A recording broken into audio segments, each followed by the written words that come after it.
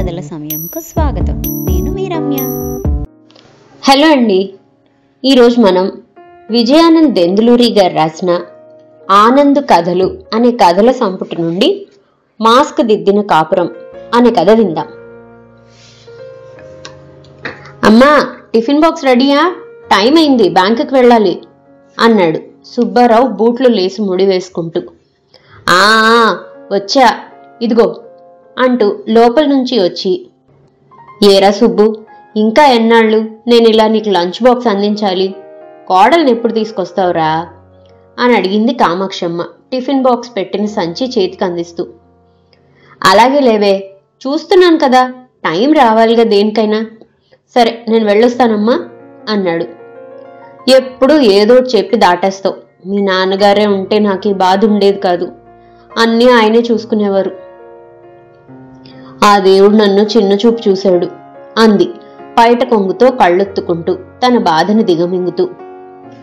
అదిగో, అలాగే నువ్వు నన్ను ఇబ్బంది పెట్టకే అమ్మా. సరే, టైం అయింది, వస్తాను అంటూ బయటికొచ్చి బైక్ స్టార్ట్ చేసి బ్యాంకుకి బయలుదేరాడు సుబ్బారావు. గేటు దాటి రోడ్డు మీదకొచ్చి ఒకసారి ఆగి అటు ఇటు చూసి ఎవరు ఎదురు రావడం లేదులే అని నిర్ధారించుకొని బయలుదేరాడు. Hello, good morning Subbarao. ఏమిటి ఇవాళ పెందరాళ్ళే వచ్చావు బ్యాంకుకి అని అడిగాడు అకౌంటెంట్ మూర్తి. ఏమీ లేదురా, నీతో కొంచెం మాట్లాడాలి, నా రూమ్కి రా అంటూ మేనేజర్ అని బోర్డు ఉన్న డోర్ తీసుకొని లోపలికి వెళ్ళి తన సీట్లో కూర్చున్నాడు సుబ్బారావు. మూర్తి అతని టేబుల్ ఎదురుగా ఉన్న కుర్చీలో కూర్చున్నాడు. ఇప్పుడు చెప్పు, ఏదో చెప్పాలన్నావు అని అడిగాడు మూర్తి.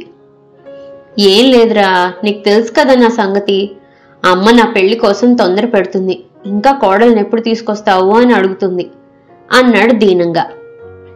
అవునరా, మీ అమ్మగారు అడగడంలో తప్పే ఉంది. ఎంతకాలం ఆవిడ నీకు చాకరీ చేస్తారు? కోడలొస్తే ఇంటి పనులు అప్పచెప్పి కృష్ణారామ అంటూ కూర్చోవచ్చని ఆమె అనుకుంటున్నారు. ఏ తల్లైనా కోరుకునేది అదే కదా. నీకు కూడా వయసు ముదురుతుంది, 30 ఏళ్ళు వచ్చాయి. ఇప్పటికే మన స్టాఫ్ నీ మీద ముదురు బెండకాయ అని సెటర్లు వేస్తున్నారు. అసలు ఏంటి నీ ప్రాబ్లం అని అడిగాడు మూర్తి. ఎందుకోరా, నాకు అన్ని అనుమానాలు, భయాలు. ఏది మాట్లాడాలన్నా చేయాలన్నా 1కి 10 సార్లు ఆలోచిస్తాను. ఏది త్వరగా డిసిషన్ తీసుకోలేను. అలాగే పెళ్లి విషయంలో కూడా. ముక్కు మొహం తెలియని ఓ అమ్మాయిని కేవలం కొన్ని నిమిషాలు చూసి మనసులో ఏముందో తెలియకపోయినా పైకి అందంగా ఉంది కదా అని పెళ్లి చేసుకుంటే ఆమెతో జీవితాంతం కలిసి బతకాలి. ఒకరి ఇష్టాలు ఒకరికి తెలియకుండా ఎలా? తర్వాత ఎదురయ్యే సమస్యలు, అనర్థాలు, అపార్థాలు, చివరకు కాపురం నిలుస్తుందో లేదో అనే భయం. అందుకే ఈ ఆలస్యం అన్నాడు సుబ్బారావు. నాకు తెలుసు కదా నీ సంగతి. కానీ నువ్వు ఇలా మీనమేషాలు లెక్కడుతూ కూర్చుంటే పుణ్యకాలం కాస్త అయిపోతుంది. అప్పుడు పిల్లని ఎవరిస్తారు? ఏ వయసులో జరగాల్సిన ముచ్చట ఆ వయసులో జరగాలి. పోనీ నీకు సంబంధాలు నన్ను చూడమంటావా అని అడిగాడు మూర్తి. అలాగే చూద్దాంలే, ఆలోచించుకొని చెప్తాం అన్నాడు సుబ్బారావు. నీ బొంద, నువ్వు చెప్పేటప్పటికి ఇంకో 2-3 ఏళ్ళు పడుతుంది. పోనీ నాదో ఐడియా చెప్పనా? ఏంటి చెప్పు అని అడిగాడు ఆత్రంగా. నీకు ఫేస్బుక్ అకౌంట్ ఉంది కదా, అందులో సెర్చ్ చేసి నీకు నచ్చిన అమ్మాయిలు ఎవరైనా ఉంటే ఫ్రెండ్ రిక్వెస్ట్ పెట్టు. అలా 2-3 చూసి వాళ్ళ ప్రొఫైల్ నచ్చితే నెమ్మదిగా వాళ్ళతో చాట్ చేసి ఫ్రెండ్షిప్ చేసి కొన్ని రోజుల తర్వాత ఒకరినొకరు బాగా అర్థం చేసుకున్నాక అప్పుడు నీ ప్రపోజల్ చెప్పు. నువ్వు డైరెక్ట్గా ఎవరిని ఫేస్ చేయవు కాబట్టి అప్పుడు నీకే భయమో ఉండదు. ఈ విషయంలో ఇద్దరూ ఒక అవగాహనకు వచ్చారనుకో, అప్పుడు నచ్చితే వాళ్ళనే పెళ్లి చేసుకోవచ్చు అని సలహా ఇచ్చాడు మూర్తి. ఇదేదో బాగుందిరా, thank you for your suggestion అన్నాడు సుబ్బారావు. బ్యాంక్ టైం అవడంతో ఎవరి పనుల్లోకి వాళ్ళు వెళ్లారు. ఇంతకీ మన సుబ్బారావు ఎందుకు ఇలా అయిపోయాడు తెలియాలంటే మనం కొంచెం ఫ్లాష్ బ్యాక్కి వెళ్ళాలి. కోనసీమకి మకుటాయమానంగా నిలిచే అమలాపురం దగ్గరున్న అంబాజీపేట మన సుబ్బారావు స్వస్థలం. మున్సిపల్ హైస్కూల్ హెడ్ మాస్టర్గా పనిచేసే రఘునాథం గారి ఏకైక పుత్రరత్నం సుబ్బారావు. లేక కలిగిన సంతానం కారణంగా తల్లి మీనాక్షి గారు, తండ్రి రామనాథం గారు చాలా గారాబంగా కష్టం అంటే ఏమిటో తెలియకుండా పెంచారు. చదువు సంధ్యలు బాగానే అబ్బాయి, కానీ వాళ్ళు చేసిన గారం వల్ల సుబ్బారావుకి స్వేచ్ఛా స్వాతంత్రం లేకుండా పోయాయి. తనను సొంతంగా ఏ పని చేయనిచ్చేవారు కాదు. నీకేం తెలీదు నాన్న, ఇదిలాగా అది అలాగా అంటూ ఏది మాట్లాడినా ఆచితూచి మాట్లాడాలని, ముందుకు అడుగు వేయాలంటే ముందు వెనక చూడాలని అంటుండేవారు. పిల్లలతో ఆడుకుందుకు కూడా బయటికి పంపకుండా ఇంట్లోనే ఉంచి ఎవరితో ఎక్కువ మాట్లాడవద్దని, ఎవరెలాంటి వారో తెలీదు అని చాలా జాగ్రత్తగా ఉండాలంటూ భయం నూరిపోసి అలా పెంచి పెద్ద చేశారు. పరువుతో పాటు భయం కూడా పెరిగింది అతనిలో. నలుగురిలోకి వెళ్ళలేక, ఒకవేళ వెళ్ళినా ఏం మాట్లాడలేకపోయేవాడు. ఒక విధమైన అభద్రతా భావం, ఇన్ఫీరియారిటీ కాంప్లెక్స్ డెవలప్ అయ్యాయి. అమలాపురంలో ఉన్న మేనమామ సోమసుందరం పట్టుపట్టి మేనల్లుడి మీదున్న ప్రేమతో ఇంట్లోనే పెట్టుకొని అక్కడ ఎస్కేబిఆర్ కాలేజీలో చేర్పించి మొత్తానికి బీకాం, ఎంకాం వరకు చదివించాడు. హైదరాబాద్లో తెలుసున్న పెద్దవాళ్లను పట్టుకొని మేనల్లుడికి ఒక ప్రైవేట్ బ్యాంకులో ఉద్యోగం వేయించాడు. అక్కడే ప్రమోషన్ వచ్చి మేనేజర్ అయ్యాడు సుబ్బారావు. రిటైర్ అయ్యాక ఆరోగ్యం క్షీణించి కొంతకాలానికి రామనాథం గారు కాలం చేశారు. అప్పటి నుంచి తల్లిని దగ్గర పెట్టుకొని ఏ లోటు లేకుండా చూసుకుంటున్నాడు సుబ్బారావు. ఈ మధ్య సుబ్బారావు ఫేస్బుక్లో చాలా బిజీ అయిపోయాడు. తన ప్రొఫైల్లో కొన్ని మార్పులు చేర్పులు చేశాడు. తన ఫోటో తీసేసి తన ఇష్టదైవమైన వెంకటేశ్వర స్వామి ఫోటో పెట్టాడు. ఎక్కడా తన ఫోటో లేకుండా జాగ్రత్త పడ్డాడు. ఎందుకంటే తనని తన మొహం చూసి కాకుండా తనలానే ఇష్టపడిన వారినే పెళ్లి చేసుకోవాలని అతని ఉద్దేశం. రోజు బ్యాంక్ నుంచి రాగానే ల్యాప్టాప్ ముందేసుకొని అమ్మాయిల వేటలో పడ్డాడు సుబ్బారావు. సీత, గీత, సంగీత, రాణి, వాణి, నీలవేణి, కృష్ణవేణి ఇలా చాలా మంది ప్రొఫైల్స్ చూశాడు. కానీ ఎవరూ నచ్చలేదు. అందులో కొంచెం చూడ్డానికి బాగున్నా వాళ్ళ ప్రొఫైల్స్ నచ్చలేదు. అసలు వాళ్ళు పెట్టిన ఫోటోలు వాళ్ళవేనా అని అనుమానం. ఒకరోజు అనుకోకుండా సుబ్బారావుకి ఒక అమ్మాయి నుంచి ఫ్రెండ్ రిక్వెస్ట్ వచ్చింది. తనే ఆశ్చర్యపోయాడు. పేరు సుబ్బలక్ష్మి, కానీ ఆమె ఫోటో కూడా లేదు. లక్ష్మీదేవి ఫోటో పెట్టింది. ఇక ఆమె ప్రొఫైల్లోకి వెళ్తే ఎంఏ సైకాలజీ, కన్సల్టెంట్ సైకాలజిస్ట్ అని ఉంది. ఉండేది అశోక్ నగర్, హైదరాబాద్. అన్నీ బాగానే ఉన్నాయి. కానీ అమ్మాయి ఎలా ఉంటుందో అన్న చిన్న సందేహం తప్ప మిగిలిన విషయాలు నచ్చడంతో ఆమె రిక్వెస్ట్ని యాక్సెప్ట్ చేశాడు సుబ్బారావు. నెమ్మదిగా చాటింగ్ మొదలుపెట్టాడు, అలవాటు లేని అవపోసంలాగా తడబడుతూ. ఆమె కూడా వెంటనే రెస్పాండ్ అయింది. ఇలా రోజు ఇద్దరు చాటింగ్లో వారి ఇష్టాయిష్టాలు, అభిరుచులు, వాళ్ళ కుటుంబ విషయాలు ఒకరితో ఒకరు పంచుకుంటూ చాలా వరకు ఒకరినొకరు అర్థం చేసుకున్నారు. సుబ్బారావు తన అన్వేషణలోని పురోగతిని ఎప్పటికప్పుడు మూర్తికి చెప్తున్నాడు. ఒకరోజు సుబ్బలక్ష్మి చాటింగ్లో ఒకసారి ఇద్దరు కలుసుకుంటే ఒకరినొకరు చూసినట్లవుతుందని, వీలు చూసుకొని కలుద్దామని తన అభిప్రాయాన్ని చెప్పింది. ఒక్కసారి ఆనందంతో ఎగిరి గంతేశాడు సుబ్బారావు. నిజానికి తనకెప్పటి నుంచో లోపల ఉన్న కోరిక అది. కానీ ఆమెను అడగడానికి ధైర్యం చేయలేకపోయాడు. తప్పకుండా కలుద్దామని, ఎప్పుడు ఎక్కడ కలవాలో మళ్ళీ చెప్తానని మెసేజ్ పెట్టాడు ఆమెకి. పొద్దున్నే బ్యాంకుకి వెళ్ళగానే మూర్తికి ఈ విషయం చెప్పాడు సుబ్బారావు. అవునా, కంగ్రాట్స్ రా, నీ కష్టం ఫలించినట్లే. అయితే వెంటనే ఓ మంచి రోజు చూసి వెళ్ళి కలవరా పెళ్లి చూపులకి అన్నాడు మూర్తి సుబ్బారావుని అభినందిస్తూ.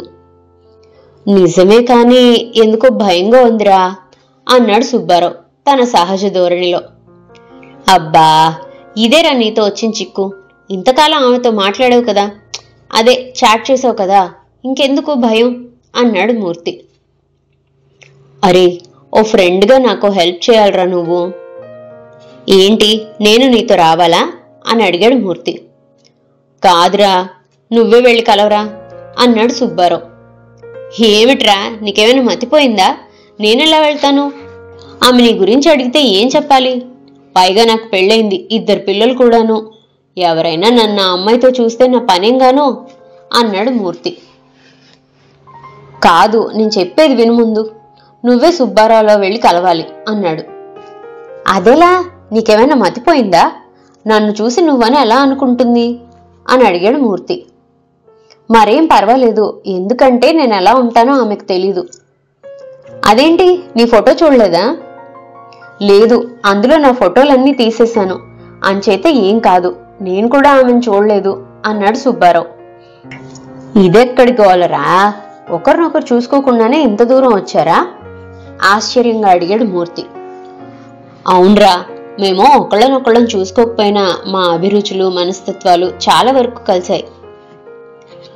బాగానే ఉంది, కానీ ఇప్పుడు అమ్మాయి ఎలా ఉంటుందో తెలీదు. తీరా బాగుండకపోతే ఎలా?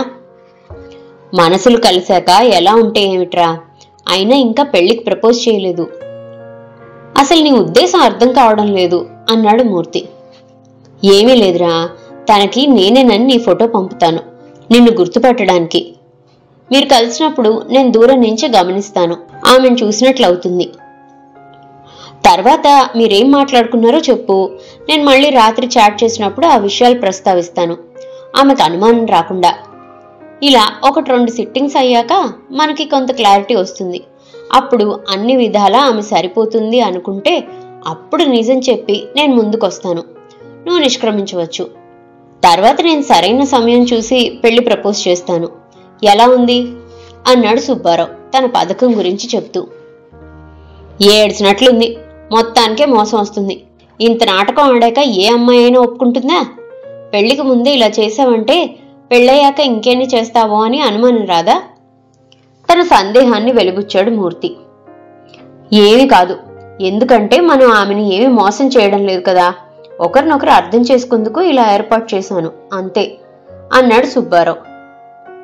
మరి అటువంటప్పుడు డైరెక్ట్గా నువ్వే వెళ్ళి కలవచ్చు కదా, మధ్యలో నేనెందుకు? నా సంగతి తెలిసి ఎందుకు అడుగుతావు? ఆమెతో కొంచెం చనువు పెరిగాక భయం పోతుంది, అప్పుడు నేనే ఇన్వాల్వ్ అవుతా. ఇదే ప్రశ్న ఆమె వేసిందనుకో, ఏదో విధంగా ఆమెకు నచ్చ చెప్తా. అయినా అవన్నీ నేను చూసుకుంటాగా అన్నాడు సుబ్బారావు. బాగానే ఉంది, కానీ నేనెలా గుర్తుపట్టాలి ఆమెని అని అడిగాడు మూర్తి. మరేం పర్వాలేదు, ఆమెను కూడా ఫోటో పంపమంటాను అన్నాడు సుబ్బారావు. మొత్తానికి మూర్తి ఈ సాహసం చేయడానికి ఒప్పుకున్నాడు. రాత్రి భోంచేశాక సుబ్బలక్ష్మితో చాటింగ్ మొదలెట్టాడు సుబ్బారావు.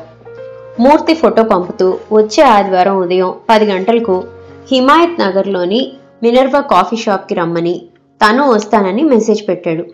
అలాగే తన ఫోటో కూడా పంపమని అడిగాడు. కొద్ది క్షణాల్లోనే తన ఫోటో పంపించింది సుబ్బలక్ష్మి. చూడగానే తను ఊహించినంతగా లేదనిపించింది అతనికి. అయినా బాగుండదని, ఫోటో బాగుందని ఓ కాంప్లిమెంట్ ఇచ్చాడు. తను కూడా స్మార్ట్గా ఉన్నాడని రిప్లై పెట్టింది ఆమె. జరగబోయే దాని గురించి ఆలోచించుకుంటూ హాయిగా నిద్రలోకి జారుకున్నాడు సుబ్బారావు.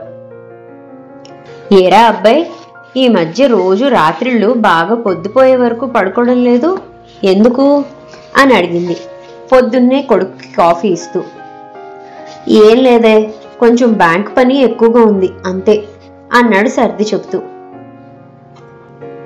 ఆదివారం ఉదయం 10 అవడానికి ఇంకా 10 నిమిషాలుంది. మినర్వా హోటల్లో ఒక మూల ముందుగానే రిజర్వ్ చేసిన టేబుల్ దగ్గర కూర్చున్నాడు మూర్తి. ఇంకో 2 వరుసలకి వెనకాల ఇటువైపు తిరిగి కూర్చున్నాడు సుబ్బారావు. అంటే సుబ్బలక్ష్మి మూర్తికి ఎదురుగా కూర్చుంటే సరిగ్గా తనకి ఆమె ముఖం కనిపించేలాగా. ఇద్దరిలోనూ టెన్షన్. ఇద్దరు చూపులు ఎంట్రన్స్ వైపే ఉన్నాయి. 10 దాటి 5 నిమిషాలైంది. అప్పుడే ఒక అమ్మాయి లోపలికొచ్చి చుట్టూ చూస్తుంది. కొంచెం చామన్ ఛాయ రంగు, లెమన్ ఎల్లో మీద ఆకుపచ్చ డిజైన్ ఉన్న డ్రెస్ వేసుకుంది. యావరేజ్ హైట్ ఉంటుంది. భుజాన వేలాడుతూ పొడవాటి లెదర్ వ్యాలెట్, మధ్యలో మొబైల్లోకి చూసుకుంటూ. మూర్తి కూడా మొబైల్లో ఆమె ఫోటో చూసి నవ్వుతూ చెయ్యెత్తి ఆమెకి సైగ చేశాడు, ఇక్కడ అన్నట్లు. ఆమె వెంటనే మూర్తి ఉన్న టేబుల్ దగ్గరకొచ్చి, హాయ్ సుబ్బారావు, నేను సుబ్బలక్ష్మి అంది ఎదురుగా ఉన్న కుర్చీలో కూర్చుంటూ. Sorry, late అయ్యానా? ఆటో దొరకడం కొంచెం లేట్ అయింది అంతే అంది చాలా క్యాజువల్గా. అబ్బే అదేమీ లేదండి. ఏం తీసుకుంటారు అని అడిగాడు మూర్తి మెనూ కార్డ్ చూస్తూ. ఇదెటు కానీ టైం, బ్రేక్ఫాస్ట్కి లేట్, లంచ్కి అడ్వాన్స్, అంచేత సింపుల్గా కాఫీ తాగుదాం, మీకేమైనా అభ్యంతరమా అంది గలగలా మాట్లాడుతూ ఎంతో పరిచయం ఉన్న దానిలా. ఆమె కలుపుకోలుతనానికి మూర్తి ఆశ్చర్యపోయాడు. ఇక్కడ సుబ్బారావు ఉండి ఉంటే ఒక్క మాట కూడా వచ్చేది కాదు వాడి నోటి నుండి అని లోపలే అనుకుంటూ. యా యూఆర్ రైట్, సరే కాఫీయే తీసుకుందాం అని బేరర్ని పిలిచి 2 కాఫీ ఆర్డర్ ఇచ్చాడు. ఇదంతా దూరం నుంచి చూస్తున్నాడు సుబ్బారావు, పేపర్ అడ్డు పెట్టుకొని ఆమె కనిపించకుండా. ఇద్దరు సుమారు 20 నిమిషాలు చాలా సరదాగా నవ్వుకుంటూ మాట్లాడుకున్నారు. ఇంక వెళ్దామా అని లేచింది ఆమె. ఓ అలాగే, మిమ్మల్ని ఇంటి దగ్గర డ్రాప్ చేయమంటారా అని అడిగాడు మూర్తి. వద్దులేండి, నాకు బయట కొంచెం పనుంది, అది చూసుకొని ఇంటికి వెళ్తా. థ్యాంక్ యూ, నైస్ మీట్ అని షేక్ హ్యాండ్ ఇచ్చింది సుబ్బలక్ష్మి. ఓకేనండి, యాజ్ యూ విష్. మళ్ళీ ఎప్పుడు కలుస్తారు అని అడిగాడు. చూద్దాం, రోజు చాట్లోకి వస్తారుగా, చెప్తాను అని బయటకు నడిచింది. ఆమె వెనకాల వెళ్ళి ఆమె ఆటో ఎక్కి వెళ్లే వరకు ఉండి మళ్ళీ లోపలికొచ్చాడు మూర్తి. థ్యాంక్స్ రా మూర్తి, మొత్తానికి బాగానే మేనేజ్ చేసావు అంటూ వచ్చి అభినందించి, ఇంకేం మాట్లాడిందిరా అని అడిగాడు ఆతృతగా సుబ్బారావు. పద ఇంటికెళ్ళి మాట్లాడుకుందాం అన్నాడు మూర్తి. ఇద్దరూ సుబ్బారావు ఇంటి దారి పట్టారు. మూర్తి మూర్తి కంగారుగా పిలిచాడు సుబ్బారావు. ఏమైందిరా అంటూ ఇంట్లోంచి బయటకొచ్చాడు మూర్తి హడావుడిగా. ఏమీ లేదురా, రేపు సుబ్బలక్ష్మి బ్యాంకుకి వస్తానంది. ఏదో అర్జెంటుగా మాట్లాడాలట. బహుశా పెళ్లి ప్రపోజల్ ఏమైనా చేస్తుందేమో. ఎలాగా, ఏం చేద్దాం అని అడిగాడు సుబ్బారావు. చేసేదేముంది, ఎప్పుడో ఒకప్పుడు చెప్పాలి కదా నీ విషయం. అది రేపే అనుకో. సరే, నువ్వేం కంగారు పడకు. రేపెలాగూ ఈ నాటకానికి తెర తీయక తప్పదు. పొద్దున్న 11 అయింది. బ్యాంక్లో అందరూ ఎవరి పనుల్లో వాళ్ళున్నారు. ఎక్స్క్యూజ్ మీ, సుబ్బారావు గారు ఉన్నారా అని అడిగింది కౌంటర్లో ఉన్న అమ్మాయిని సుబ్బలక్ష్మి. ఒకసారి ఆమె తలెత్తి చూసి, మేనేజర్ గారు రూమ్లోనే ఉన్నారు అంది మేనేజర్ క్యాబిన్ కేసు చూపిస్తూ. థ్యాంక్ యూ అని క్యాబిన్ కేసు వెళ్ళింది. లోపల సుబ్బారావు మూర్తి మాట్లాడుకుంటున్నారు. ఎక్స్క్యూజ్ మీ, రావచ్చా అంది లోపలికి చూస్తూ.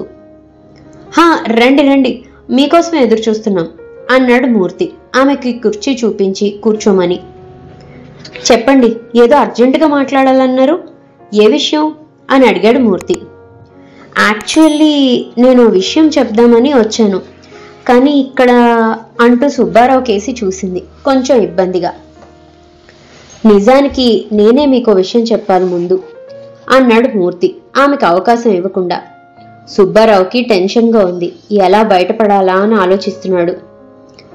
ఏమిటి చెప్పండి అని అడిగింది సుబ్బలక్ష్మి. ఏమీ లేదండి, ఇన్నాళ్ళు మీరు అనుకున్న సుబ్బారావు నేను కాదు, అతనే ఈ బ్యాంక్ మేనేజర్. నా పేరు మూర్తి, అకౌంటెంట్ని, సుబ్బారావు ఫ్రెండ్ని అన్నాడు సుబ్బారావుని చూపిస్తూ. హా అంది సుబ్బలక్ష్మి షాక్ తిన్నట్లు. సుబ్బారావు హార్ట్ బీట్ పెరిగిపోయింది. ముఖంలో ఒకటే టెన్షన్. ఏసీ ఉన్నా కూడా మొహం మీద పట్టిన చెమటని రుమాల్తో తుడుచుకుంటున్నాడు. హాయ్ అంటూ ఆమెను విష్ చేశాడు. సరే, మీరిద్దరూ మాట్లాడుకోండి, ఇక నేను వస్తాను అంటూ బయటికి వెళ్ళిపోయాడు మూర్తి. సుబ్బలక్ష్మి గారు, అసలు ఏం జరిగిందంటే అంటూ నెమ్మదిగా ఏదో చెప్పబోయాడు సుబ్బారావు. సారీ, వద్దు, నాకంతా అర్థమైంది, నేను వెళ్తాను అని విసురుగా లేచి బయటికి నడిచింది. ఒక్కసారి కుర్చీలో కూలబడి నెత్తి మీద చేతులెట్టుకున్నాడు సుబ్బారావు. 1 నెల తరువాత బ్యాంక్ వ్యాన్లో బిజీగా ఉన్న సుబ్బారావు మొబైల్కి ఒక మెసేజ్ వచ్చింది. చూసి ఆశ్చర్యపోయాడు. ఏమీ అర్థం కాలేదు. ఇంటర్కామ్లో మూర్తిని వెంటనే రమ్మని పిలిచాడు. మూర్తికి మెసేజ్ చూపించాడు. మూర్తి కూడా షాక్ అయ్యాడు. ఒక్క క్షణం, ఏంట్రా ఇది, నమ్మలేకపోతున్నా అన్నాడు మూర్తి. అదేరా నాకు అర్థం అవడం లేదు. ఆ రోజు బ్యాంక్ నుంచి విసురుగా వెళ్ళిపోయింది. ఆ రోజు రాత్రి ఆమెకు సారీ చెప్తూ నేను ఎందుకలా చేయవలసి వచ్చిందో, నాకున్న ప్రాబ్లం గురించి చాలా వివరంగా చెప్పాను. కానీ రిప్లై ఇవ్వలేదు. ఈ నెల్లాళ్ళు ఒక మెసేజ్ కానీ ఫోన్ కానీ లేదు. అటువంటిది ఇప్పుడు ఇలా అన్నాడు సుబ్బారావు. ఏదేమైనా కంగ్రాట్స్ రా, ఆమె పెళ్లికి ప్రపోజ్ చేయడం చాలా హ్యాపీ. అవునరా, ఇంకా ఆమె మీద ఆశలు వదులుకున్నాను. ఆ షాక్ నుంచి కోలుకోవడానికి నెల్లాళ్ళు పట్టింది. ఇప్పుడిప్పుడే నార్మల్ అవుతున్నాను అన్నాడు సుబ్బారావు. సరే, ఇంతకీ రిప్లై ఇచ్చావా? లేదు, ఇస్తాను, నాకంతా అయోమయంగా ఉంది అన్నాడు సుబ్బారావు. తన అభిప్రాయాన్ని తెలుపుతూ ధన్యవాదాలతో రిప్లై ఇచ్చాడు సుబ్బారావు. రాత్రి ఎప్పట్లానే సుబ్బలక్ష్మితో మళ్లీ చాటింగ్ మొదలెట్టాడు సుబ్బారావు. తన మనసులో ఉన్న సందేహాలన్నీ ఒక్కటొక్కటే తీర్చుకున్నాడు. తనలాగా మూర్తిని ఎందుకు పరిచయం చేయవలసి వచ్చిందో వివరిస్తూ తనకున్న మైనస్ పాయింట్లన్నీ చెప్పి ఈ విషయంలో తను చేసిన తప్పనిపిస్తే క్షమించమని అడిగాడు. మళ్ళీ ఆమె చాలా సానుకూలంగా స్పందించి తను అర్థం చేసుకున్నానని ఇక ఆ విషయం మర్చిపోమని చెప్పింది. తన సమాధానంతో తేలిగ్గా ఊపిరి పీల్చుకున్నాడు. మనసు తేలిక పడటంతో ఆ రోజు హాయిగా నిద్రపోయాడు సుబ్బారావు. కొన్ని రోజులు గడిచాయి. ఒక మంచి రోజు చూసి పెళ్లి చేసుకోవాలని నిశ్చయించుకున్నారు ఇద్దరు.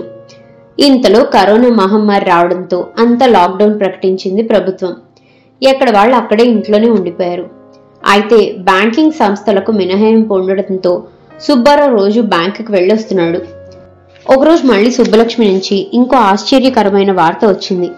ఏమిటంటే వచ్చే శుక్రవారమే వాళ్ళ పెళ్లి అని. సుబ్బారావు ఆనందంతో ఎగిరి గంతేశాడు. కానీ ఎలా, ఇంత హఠాత్తుగా, అందులోనూ ఇటువంటి విపత్కర పరిస్థితుల్లో? పెళ్లిళ్ళు పేరంటాలు చేసుకోరాదని అన్నీ రద్దు చేసింది ప్రభుత్వం. అదే విషయం ఆమెను అడిగాడు ఆతృతను ఆపుకోలేక.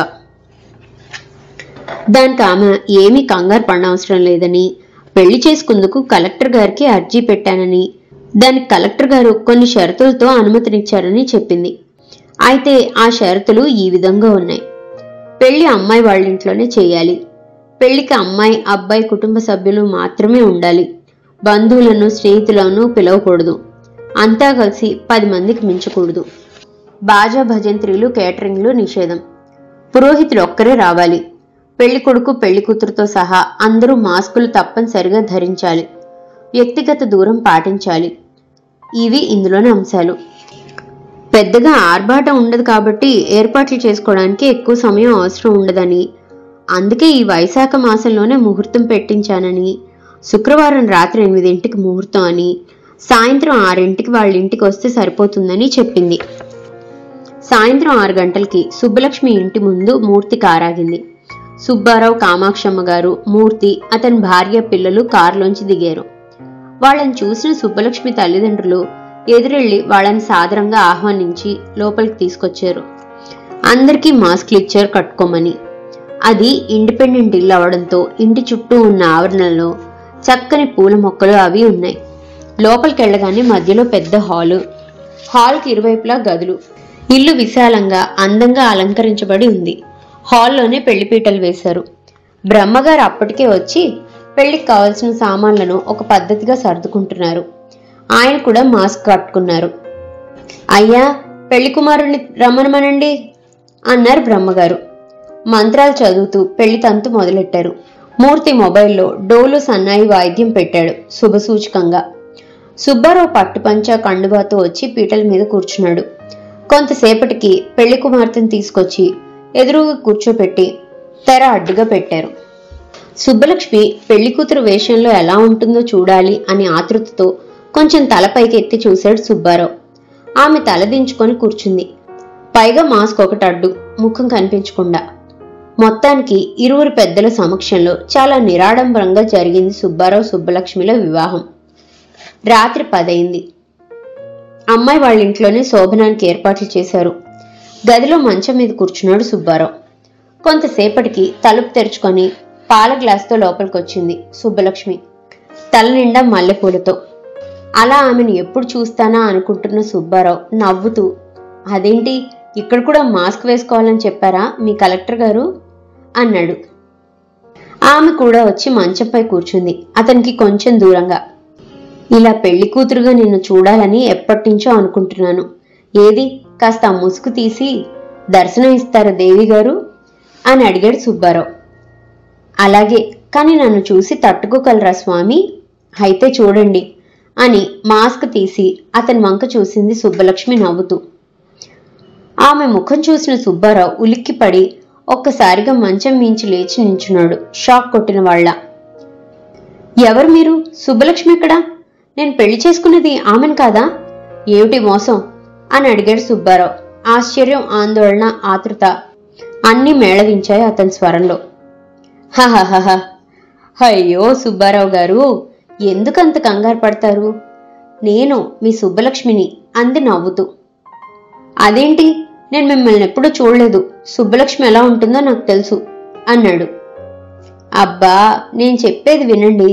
ఇలా కూర్చోండి ముందు, మీ సందేహాలన్నీ తీరుస్తా అని అతని చెయ్యి పట్టుకొని మంచం మీద కూర్చోబెట్టి చెప్పడం మొదలెట్టింది. చూడండి, మీకు మొదట ఫ్రెండ్ రిక్వెస్ట్ పెట్టింది నేను, మీరు యాక్సెప్ట్ చేసింది నన్నే, రోజు మీతో చాట్ చేసింది నేనే, మిమ్మల్ని మనసారా ఇష్టపడి కష్టపడి పెళ్లి చేసుకున్నది నేనే మీ సుబ్బలక్ష్మిని అంది అతని కళ్ళలోకి చూస్తూ. అదేంటి, మరప్పుడు మీ ఫోటో అని పంపారు, తర్వాత వచ్చి కలిసింది ఆమె ఎవరు? హో, అదా మీ అనుమానం? నిజమే, ఆమె నా ఫ్రెండ్ నళిని. నా పేరుతో మీ దగ్గరికి పంపించాను. ఎందుకలా? మీరే రావచ్చుగా, మధ్యలో ఆమెందుకు? అబ్బో, తమరేం చేశారు మరి? మీ ఫోటో పంపకుండా మీ ఫ్రెండ్ మూర్తి గారి ఫోటో పంపలేదా? అలాగే నేను చిన్న ట్రిక్ ప్లే చేశాను. నేను అలా ఎందుకు చేశానో నీకు చెప్పాను కదా తర్వాత. పైగా నేను బయటికి వచ్చాను కదా. చూడండి, దేనికైనా ఒక కారణం ఉంటుంది. ఏమీ కారణం లేకుండా ఏది చేయది సుబ్బలక్ష్మి. మీరు ఓపిగ్గా కూర్చొని వినండి, అప్పుడు మీ సందేహాలన్నీ తీరతాయి. మనం ఒకరికొకరు పరిచయం అయ్యాక ఇద్దరు విషయాలు అన్నీ పంచుకున్నాం. కానీ నా గురించి కొన్ని విషయాలు మీకు చెప్పకుండా దాచిపెట్టాను కావాలనే. సుబ్బారావు చాలా ఆసక్తిగా వింటున్నాడు. ఆమె మళ్ళీ చెప్పడం ప్రారంభించింది. నాకు ఒక అక్క ఉంది. మా ఇద్దరిది ఒకటే ప్రాణం. ఇద్దరం స్నేహితుల్లా ఉండేవాళ్ళం. మా మధ్య అరమరికలు రహస్యాలు ఉండేవి కావు. అక్క డిగ్రీ అయ్యాక బిఎడ్ చేసి టీచర్కి జాబ్ చేసేది. అక్కడే పనిచేసే తోటి ఉపాధ్యాయుడితో పరిచయం ప్రేమగా మారింది. నాకు అన్నీ చెప్పేది. ఇంట్లో అమ్మా నాన్నలకి ఎలా చెప్పాలా అని నన్నే ఎలాగైనా మాట్లాడి ఒప్పించమని అడిగింది. నేను అమ్మా నాన్నతో మాట్లాడి ఎలాగో ఒప్పించాను. ఆఖరికి పెద్దల అంగీకారంతోనే అక్క పెళ్లి జరిగింది. 1 సంవత్సరం వరకు వాళ్ళ సంసారం బాగానే సాగింది.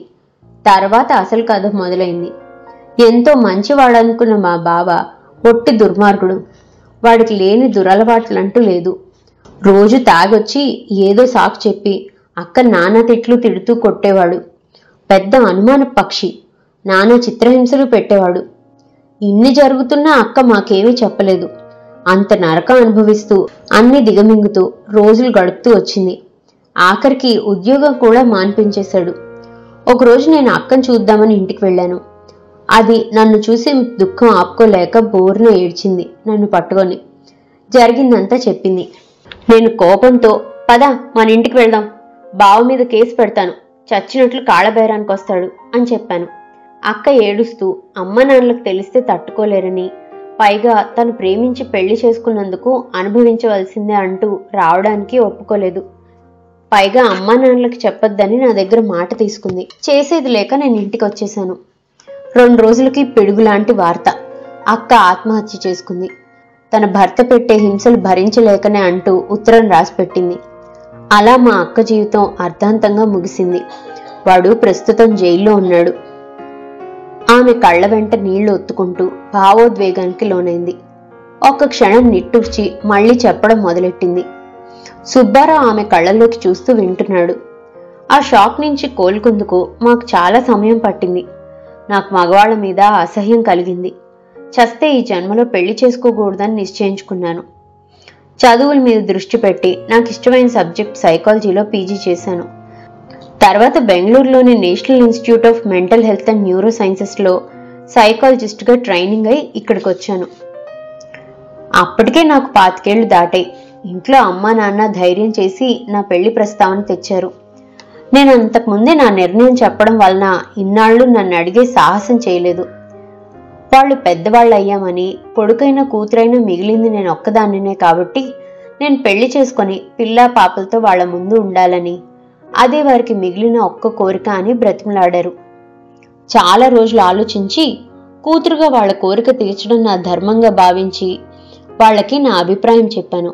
అయితే నాకు నచ్చిన వారిని నేనే చూసుకుంటానని, ఆలస్యమైన యోగ్యుడు, అన్ని విధాలా నా అభిరుచులకి సరైనవాడు, అన్నిటికన్నా నన్ను బాగా అర్థం చేసుకున్నవాడు, నన్ను ప్రేమానురాగాలతో చూసుకునేవాడు దొరికినప్పుడు పెళ్లి చేసుకుంటానని చెప్పాను.